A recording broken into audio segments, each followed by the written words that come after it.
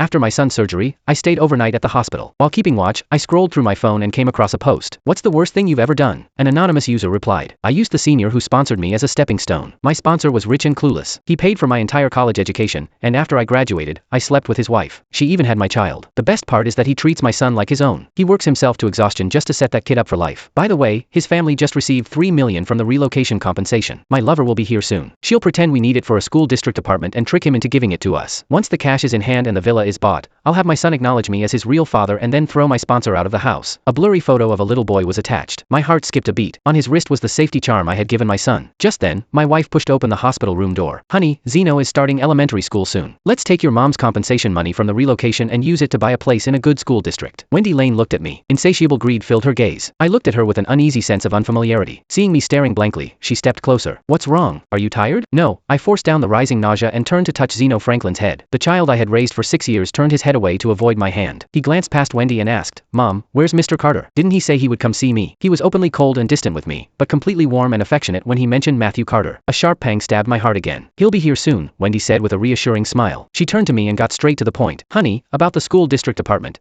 My voice was tight. Even the older apartments near the top elementary school cost $6,000 to $7,000 per square foot. $3 million won't even cover the down payment. That's a huge burden. Oh, honey, you have to keep the long term in mind. Wendy interrupted me. Investing in Zeno's education is the best investment for his future. Why worry about the monthly payment? Isn't your company still bringing in profit? But, no buts. Wendy frowned, and her voice grew sharp. Jason, just answer this. What matters more, Zeno or money? You're not refusing to spend on Zeno, are you? Her words stabbed me like a needle. For 6 years, I had given everything to this family and to Zeno. She knew that better than anyone. She had used these facts to corner me. I clenched the bedsheet and was about to speak when the door opened again. Matthew walked in carrying a fruit basket. How's Zeno? I was so worried. He went straight to the other side of the bed and watched Zeno closely. The concern in his eyes looked even more genuine than mine as a father. Wendy's face softened immediately. The doctor said the surgery went very well. It was really hard on him. Surgery is painful. Matthew turned to me and said in a matter-of-course tone, Jason, you need to get him plenty of nice things to help him recover. When I did not respond, he continued, by the way, I think I overheard you talking about a school district apartment at the door. Wendy quickly chipped in. I was just discussing it with Jason. I was thinking we could use his mom's relocation compensation to buy a place in the district of a top elementary school, but Jason had some concerns. Matthew frowned. Jason, you really need to listen to Wendy. Zeno's future is the most important factor. He's so smart. He can't afford to fall behind right from the start. Don't you agree, Zeno?